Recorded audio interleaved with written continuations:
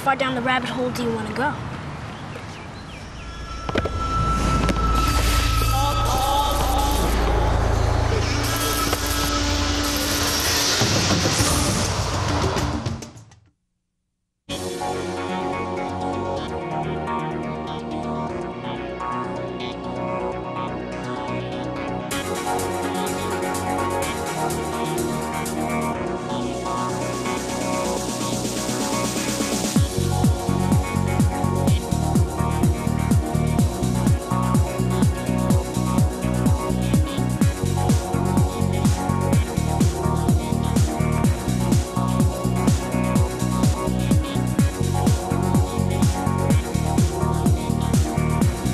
Good evening and welcome to Quantum Factor, the show that explores the nature of reality and the mysteries of the mind.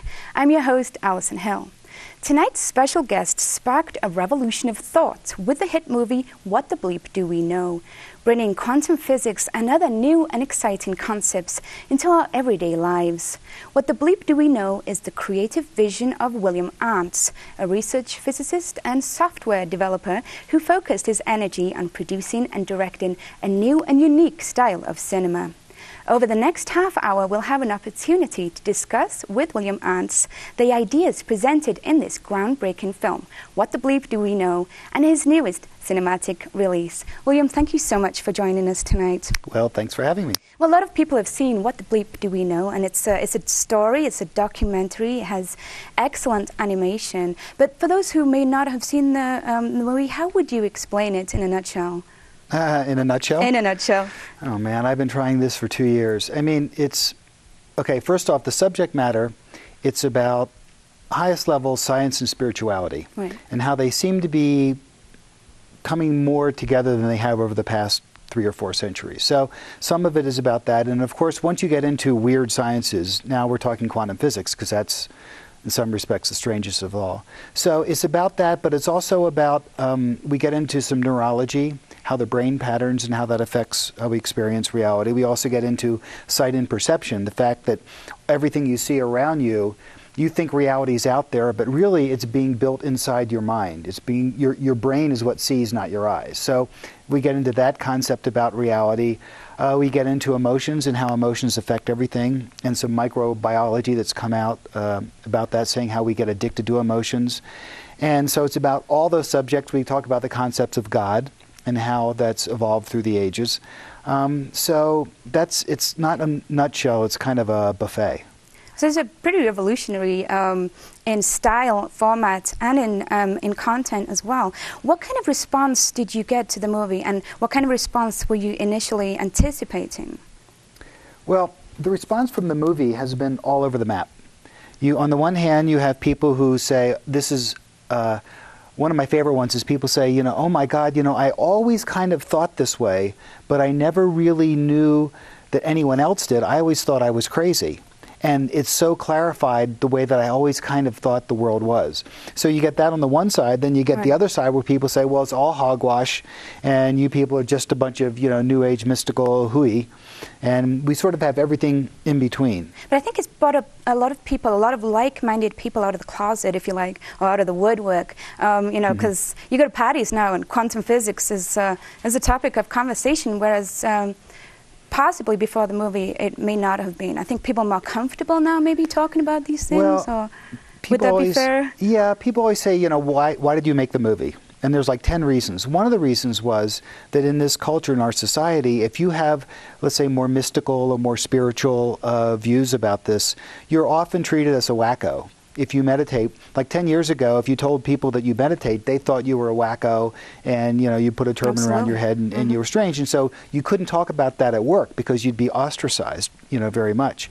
I studied in a couple of spiritual groups, and they were always classified cults.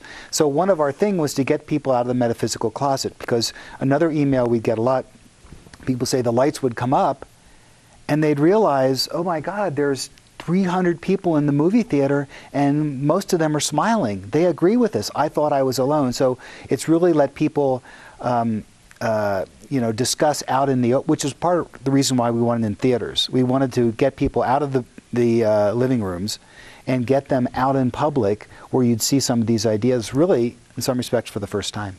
So we'll take a quick look at a trailer coming up in a few minutes, but why did you go the documentary route and intertwine it with a story? And then I like that. It's a new genre. It's something absolutely unique, I think, but I think it works very, very well. Did you start out thinking that way, or did that sort of develop? Both. Right. You know, the initial scripts I wrote, it was mostly documentary with some little skits in it to sort of illustrate things. And then Mark Vicente joined. There was 3 of us who really put the film together. Mark Vicente joined, and he said, you know, all these skits you've written, let's give it a through line. And he's like, oh, good idea, Mark. So we give a through line, and then we had the character kind of emerged out of that. And part of the reason we did that is we wanted it to be a theatrical film. Right. For a theatrical film, you basically have to take people through an emotional, you know, first act, and it second illustrates act. some of the science that they're talking about as well. Exactly. Yeah, so people, you have to personalize it to do that. So that's really how we did it. And also, we realized it's sort of the famous line from the Bible, don't put new wine in old skins. So if you're going to put some new ideas out there, it's best to do it in a new format, because that kind of jars people a little bit. They don't really know what to expect next. And I think you've put it in especially with the brain chemistry and the cell parts in the wedding. I loved that bit. It was very interesting, and for somebody who's not a scientific expert like myself, it really brings it down to the basics, and it's very, very easy to understand. I like that bit. Was that your idea as well, or was this a sort of a combination of... Well, it was all a combination. Who knows, you know, because a lot of times we would play tennis with an idea. Someone would have an idea, and you say, well, that's stupid, but I could see it like this, and it bounced back and forth. But part of it, like the wedding scene, we wanted to have some fun, because, you know, you're talking about God and spirituality and quantum physics. You can get very serious, and I think, you know, part of the trouble is you get very serious, and first off, it turns people off. Secondly, a lot of people go, well, they're serious now, I can't understand it. And I think one of the appeals of the movie is we did put the science in a certain way with the animation and whatnot, so that people go, oh, that's what it means. I can understand. And people got really high because they said, you know, I always thought I was an idiot about science, but this makes sense.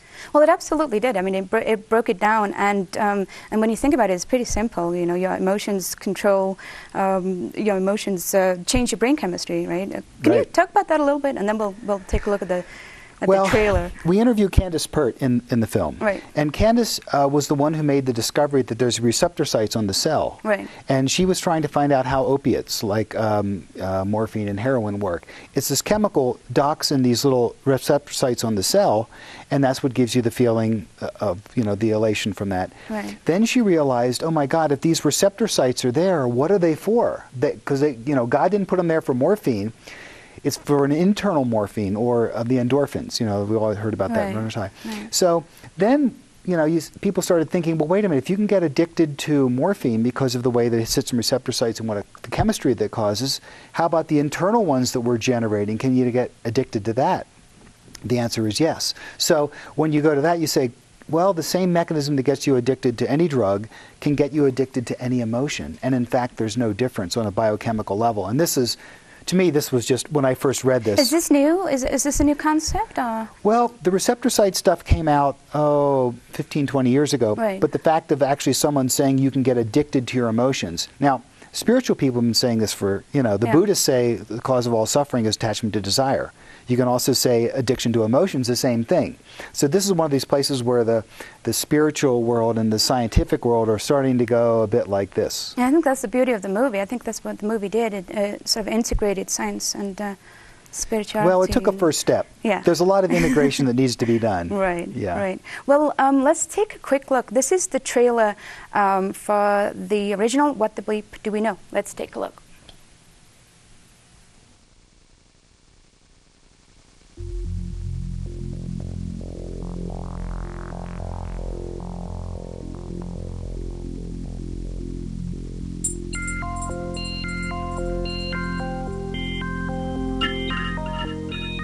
Quantum physics. Power of thought. Modern materialism. What God was. What is reality? It's reality. It's living in a big holodeck. Inside of your head. Different levels of truth.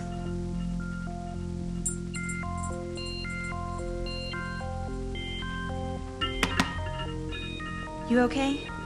I heard you scream earlier. Was it another dream?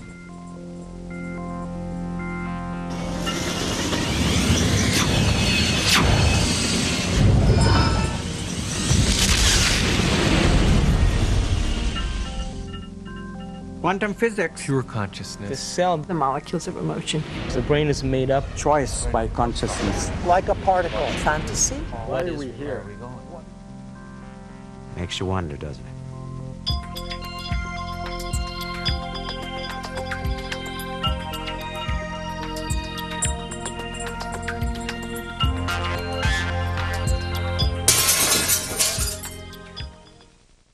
So that was the trailer for What the Bleep Do We Know? And I'm here on Quantum Factor with creator, filmmaker William Arntz. So William, you interviewed, like I said on the trailer there, 14 scientists, mystics, and scholars for the movie. How did you go about choosing them? Well, it was a combo. Some of the scientists were people that Mark and I had read books about over the years and liked. Some were people that we had, Candace Pert, I saw it at a lecture. Right. Ramtha, who's one of the interesting people in that, Mark and Betsy and I were students at Ramtha's school. Right. So, and Ramtha's the teacher there. So we approached Ramtha about being in the film, said yes. And that's how we got them. So it was really a combination of things. Some people, David Albert I found by just surfing the internet because I wanted someone talking about time and quantum physics, and he had written a book on it. So we contacted him, and so it was a combo plate. I see people like Fred Alan Wolf. I love him because he says quantum physics is the physics of possibility. I mean, that opens many doors to a lot of people. And gives, I think what the movie did for a lot of people was empower them. Well, that was one of our big, again, one of the things we did, because the concept about you creating reality, which is one of the big things we talk about in the film, that is incredibly empowering. And, you know, in our society today, it's not really an empowering society. I mean, people, the news looks horrible, and it's like, you know, stay in your house and you're a victim and you protect yourself, and advertising is telling you what's going to make your life good, not that you could actually do it. So the idea that you create your reality, although mystics, again, have been talking about this for centuries, in this day and age is a revolutionary concept. So how exactly, I know there was, Joe Dispenza was talking about creating your day, and of course when they were talking about the brain chemistry, is you can actually rewire your brain, as well as, so they're talking about how thoughts are powerful and that we've forgotten about that in our society. And let's talk about that a little bit, the power of thought. Well, this, and actually we get into this in the into the new movie, the Down the Rabbit Hole movie, but it's the idea that 1,000 years ago, the idea that thoughts affect things, it wasn't so crazy. But what happened was about 400 years ago, we had this split between the church and science. Right. You know, the dualism and the material age was born. And so the idea was the church took the unseen world and science took the physical world, and never the twain shall meet. So because of that divorce, that separation, a lot of people got thinking, well, what goes on in here has no effect out there. They're completely separate and never the twain shall meet. And what quantum physics sort of pried open the door on was saying, well, wait a minute, it seems like the out there world is affected by the in here world. And that's, so really I think a lot of it's historical, that there's this thing that this doesn't affect that. So how powerful are thoughts then? We can change our own reality or everybody else's, or is it just ours? Well, this is interesting. In the first movie, we got into the concept of, we introduced you create your reality. Right. Now, that's one of those subjects, it's like talking about anything. Let's say talking about music. It's something that goes on and on and on. Creating reality, yeah, because people say, well, wait a minute, if I'm creating reality, am I creating you? Am I creating that cup? You know, what's the level on that? And if 5 billion people out there are thinking one thing and I'm thinking something different in the world, does that mean it's going to show? There's a lot of nuances to this whole creating your reality thing. There has been, though, some experiments that have come out now where there does seem to be a pretty causative link between people's intending things to happen and affecting the quantum field. And it's a bit more powerful because a lot of people have used the power of positive thinking and concepts like that. But I think what you're talking about in the movie is a little bit more intense than that. You have to really, really focus on what you want. Because people might say, oh, well, I created my day today and I said it was going to be wonderful and it wasn't, so it doesn't work. What would you say to somebody like that? Well, first off, it's what is wonderful. Okay, so you could say, let's say, you know, I read this book where this guy was saying that he was going to do something and something quote unquote bad happened, And it's like, oh, it was horrible. And then he found out if he would have done the thing that was good, something worse would have happened. Right. So half the time when something bad happens, and sometimes something bad is actually the best thing for you. You know, it's one of those things, you have something horrible happen in your life, and 3 years later you go, oh my God, that was the best thing. So it really, when you say, also the idea of, you say, you creating your reality, which you? Are you talking about the physical body you? Or are you talking about the personality? Are you talking about the spirit or the soul? So there's, see what I mean? There's a lot of nuances to the absolutely. create your day. But the thing about power, people say the power of positive thought. What I often think of, it's not the power of positive thought, it's just the power of thought. So if you're, that's what we talk about the movie, if you have a lot of bad things happening to you, one thing that I do is when that happens, you say there must be some emotion, because you're addicted to emotion, there must be some emotional payoff. So if bad things are happening, maybe it's because you want people coming up and going, oh, Alison, that's too bad. Oh, you should have done. And you start enjoying the attention or the physical rush. Or yeah, some people chemical rush. Right. Of people like, oh, da da da, and you get to feel like a victim. So the victimization. Right. And it can apply to all kinds of feelings and emotions, right? Right. And so, so when you know, when you're creating your day, do you create your day, by the way? Well, you know, I'm kind of bad about that. When I get up in the morning, part of the idea of creating your day, and the create the day thing was something that Joe got because he was going to the Ramtha school too. Okay. And that's something that's taught there. That's something that's, you know, and there's a whole teaching about that. And part of it, I'll just briefly mention, is when you first wake up, it's like the world is still fuzzy. You haven't remembered who you are. Do you ever have the thing, it's like something horrible happens in your life and you wake up and you feel good and suddenly you remember you cracked up your car and then you feel horrible? Absolutely. It's because what happens at that moment is you reboot your personality. You bring it all back in. If you can lay in a new dream before you do that, then that's a really powerful moment. So what I do, I don't necessarily create my day, but I create the future. You know, I think sometimes I think about, like now I'm working on the new release for the film, so I'll wake up and I'll just see it playing in movie theaters and that kind of stuff. So I don't create the day. I create something in the future. I just don't limit it to it. So you visualize it. Yeah, or think about it, or sometimes I just sort of hang out in the feeling of that being reality. Right. Well, you know, the nature of reality is a big thing that throughout the movie. It's the thread of the movie, like you said earlier. But towards the end, I think it's what is really interesting when they're talking about the concept of God. Mm-hmm. Now, obviously, that's you know, and also who is God, who are we, and where do we all fit in this great world? Mm-hmm. And what I liked. Specifically about that was basically all the interviewees talked about it, and they all had, and they all were not sure who God was, and some even said, like Ramtha said, "You're all God." Let's talk about the concept of God a little bit, and what did Ramtha mean by that? Maybe we should preface who Ramtha is, maybe first of all. Well, Ramtha's in the film, and Ramtha is a channeled being. And the person you see in the film is Jay-Z Knight, and Jay-Z Knight channels Ramtha. And what channeling, the way that she does it, is she and Ramtha have some sort of agreement. Ramtha's a non-physical being, and she, I wouldn't say goes into a trance, but she just quiets down, and then she has experience of being yanked out of her body. She sees the tunnel of light, and she goes down that people talk about when they have near-death experiences. She's there for about a second. She starts feeling heavy, and back in the body. Meanwhile, back in the body, Ramtha's been talking for 8-10 hours and teaching and doing the thing. Right. Jay-Z has no memory of what has gone on. So that's what channeling is. Have you met Ramtha? Oh yeah. Well, I was the one. Obviously, yeah. I was the one interviewing Ramtha. So when he's like leaning in, talking about being addicted to emotions, that was me he was talking to. All right. Yeah, that was quite something. So you got a personal lesson? Oh yeah, that was quite the experience. And you know, part of the reason, aside from Ramtha being a teacher and the things says is amazing, part of the reason it's interesting to have in the film is one of the things we say in the film is that there's a reality beyond the physical reality. Yeah. So instead of just talking theoretically, now we have in this a being that doesn't have a physical body. And exists outside of the physical realm, and it's kind of like introducing that into the film itself. How have people reacted to that? Well, it's interesting. It's a love or hate. Yeah. People usually we get emails where people will say, "Oh my God, that's just amazing." You know, this who was the woman scientist? You know, in the red thing. We're like, well, a long story on that. Or some other people say, "Oh my God, that person just creeped me out." And it's usually one or the other. And sometimes... And then you get the disbelievers. So.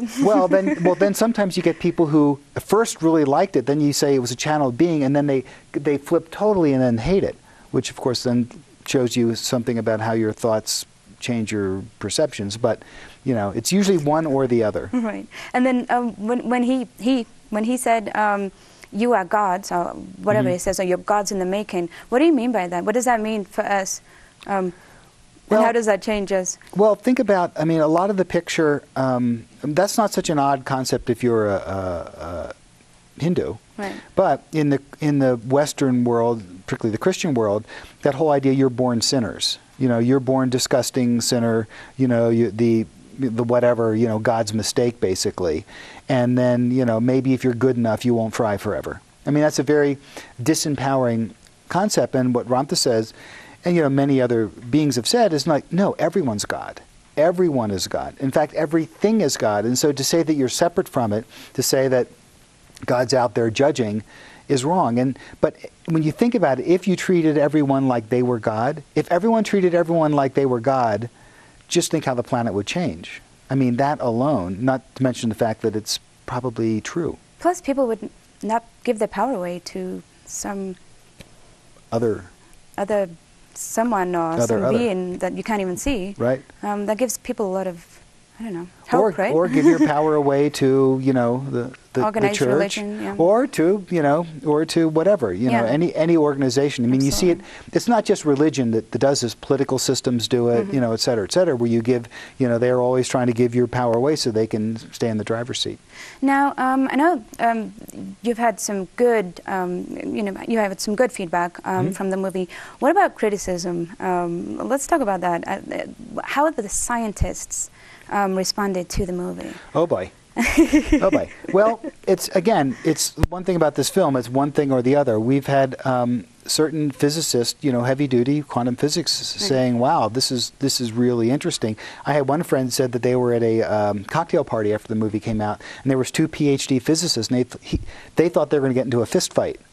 They were so, you know, argumentative about that. And an interesting thing, people think, who aren't in science, they think that science is like, well, everyone agrees. This is the way it is, right. And, you know, you drop the cup, it will fall, everyone Not agrees. Debatable, And but it turns out, especially in the fringes of science, quantum included, it's incredibly debatable. And we had a conference that we did about a year ago, and we invited most of the people who had been in the film that we interviewed there, and some of them got in a violent disagreement about certain things. And it was interesting because the people out in the audience because they didn't know that the scientists disagreed. And it was interesting for them because then because one of the other messages in the movie is like, you have to decide for yourself.